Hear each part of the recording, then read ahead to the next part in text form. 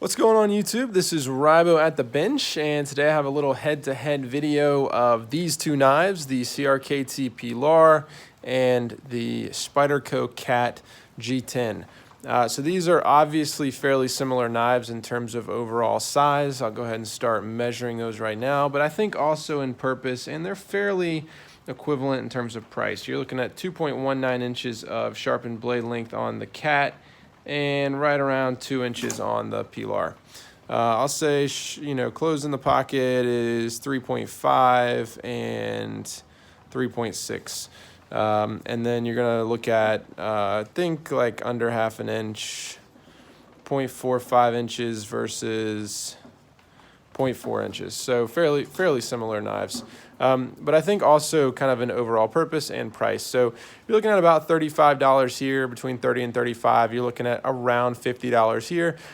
So, I mean, we're going to do a traditional head-to-head with all the categories. But I guess the big question at the end of this video is like, do you get $15, $20 more knife in the Cat than you do in the Pilar? So let's do a quick weight check and then we'll get down to it.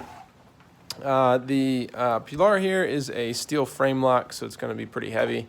You're looking at 4.3 ounces, and with the Cat, you're looking at 2.6, so about 2 ounces difference between the two. All right, just a refresher on our head-to-head categories on my very fancy wrinkled paper here. Pocket clip scales, overall size, considering the weight, the thickness, how does it carry in the pocket, how efficient is it? Ergonomics, the action or detent, blade, steel, the lock system, and then the intangibles category, which is just where I pick which one I like best. All right, so let's start with the pocket clips. Let me close both of these up, and I'm having that issue again that I have where the frame lock sticks. So we can take a look at the pocket clips. So this one is going to be a really easy win for the Cat G10. Nothing super impressive about the Pilar here. It is a fine pocket clip. It is not excellent. It is not even, I wouldn't really even say it's good. It's serviceable. This, however, is the wire clip from Spyderco, and I would say it's one of the good ones. There are bad ones, I think, like on the Dragonfly, where it's just not big enough, not long enough, just doesn't really work. This one works. This one has been very easy in and out of the pocket, and I've really enjoyed it. Plus, it's a Spyderco wire clip, so there you go. All right, scales. So you have steel frame lock, you have G10, so subjectively for me, easy win for the G10. Like I've said before, I am not a huge fan of all metal knives. I don't like, even aluminum scales, but I like those better than this. I don't like steel here with no texturing. I mentioned on the rake P108 that I didn't mind it quite as much because it has some nice kind of, faceting and whatnot to give it a little bit more bite. This is really slick. And there's just really not much to it. Looks like they were just kind of slapped on with these weird grooves here, but there's really not a ton to it. On the Cat, though, you get very basic, very basic but very nice G10. So it's, not super grippy.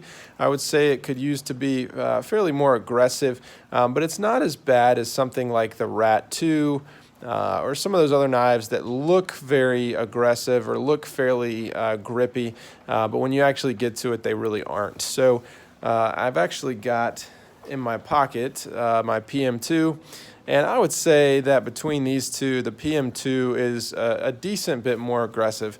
So I would have liked to see something a little bit better here. However, they work, they feel good. There's some nice contouring here where you have, your finger. Which, is negated a little bit by the liner lock there, but overall very nice, and to me a lot better than this, so I'll give that the win. Overall size, so you can see obviously these are very similar knives in terms of size. I would say really one category, and this has been the Pilar's downfall in several head-to-heads, is the weight. And so for me, that alone pretty much says like this is a better overall size knife because it's 2 ounces less and you get actually a bigger blade.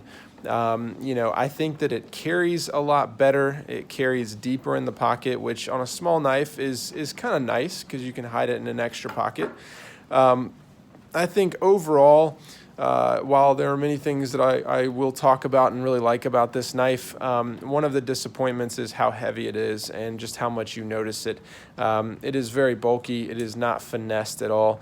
It's got a big blade on there, which I kind of like, honestly, but it's huge. And so the Cat is kind of exactly what you would expect it to be if you looked at it. It's a, you know, not lightweight Spyderco, but it carries very well. It's fairly lightweight, fairly thin, and hides away in the pocket. So overall size and even efficiency, I would say you get a larger blade here. I would definitely go with the Cat.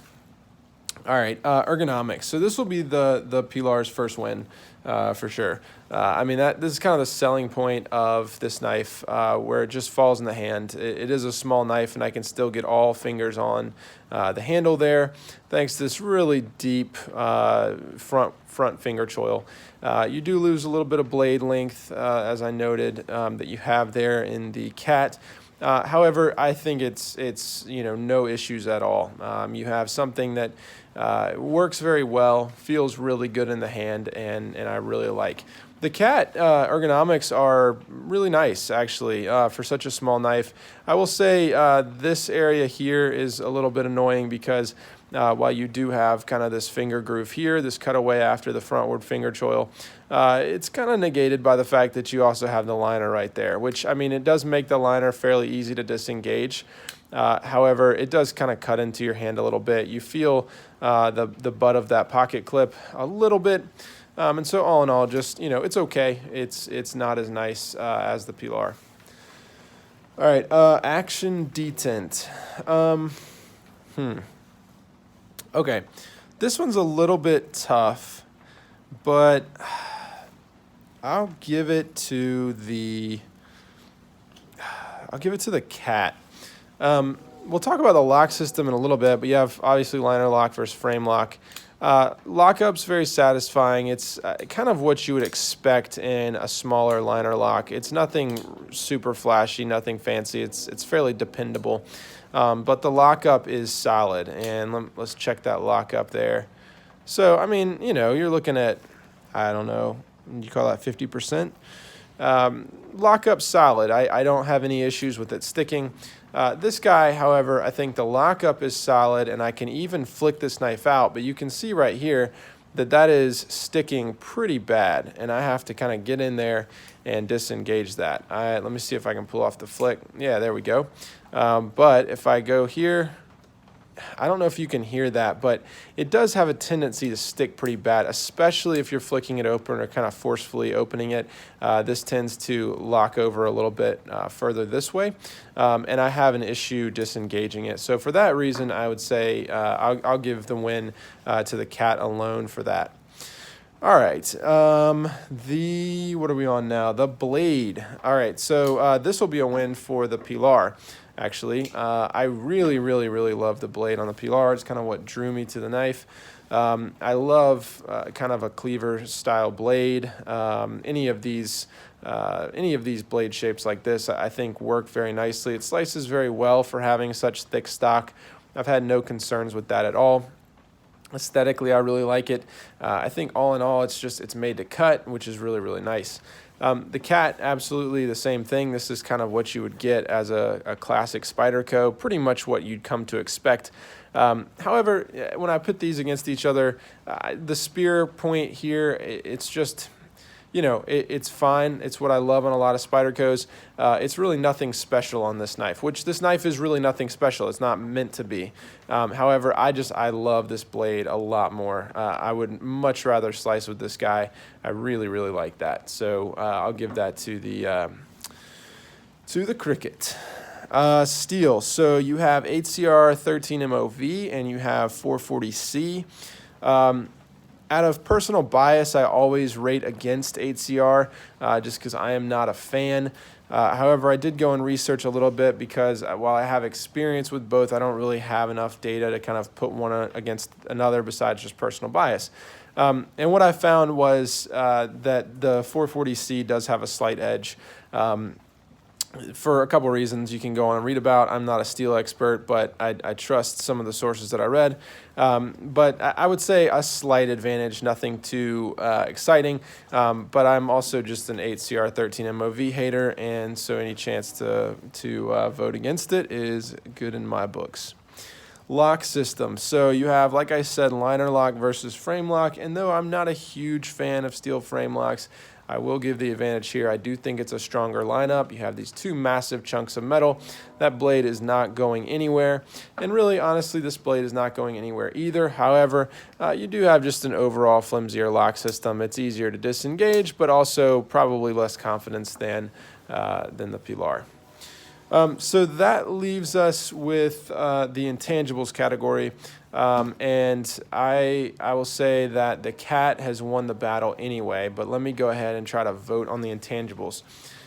Intangibles, I'm a little conflicted because, to be honest, the Pilar has a lot of the kind of flashy intangibles. It's got a really cool blade shape. It has the nice finger choil.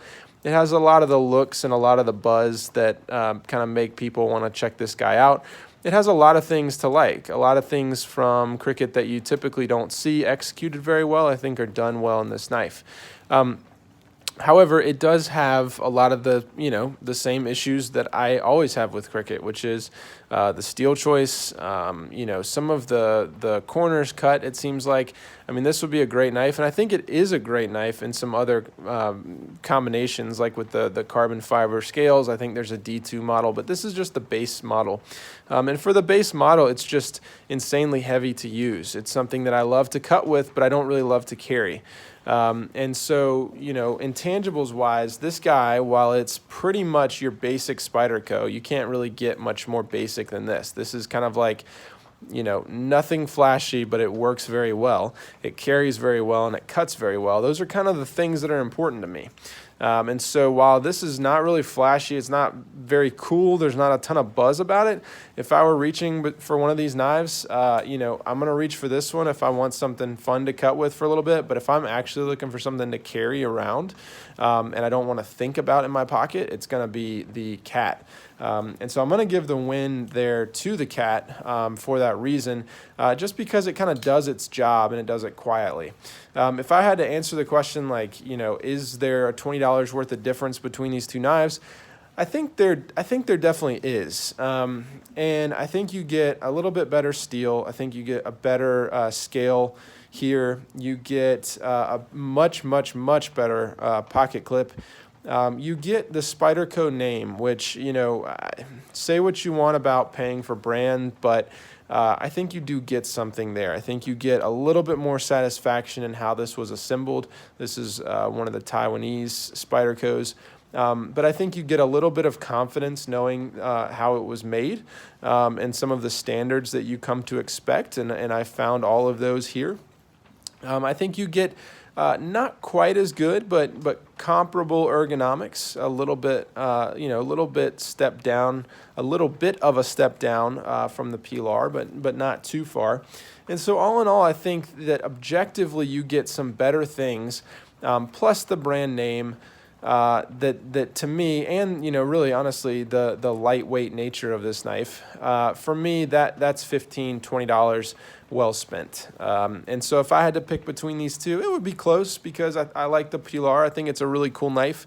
But at the end of the day, I would much prefer carrying this than this. So hope you've enjoyed this head-to-head, and I'll see you next time.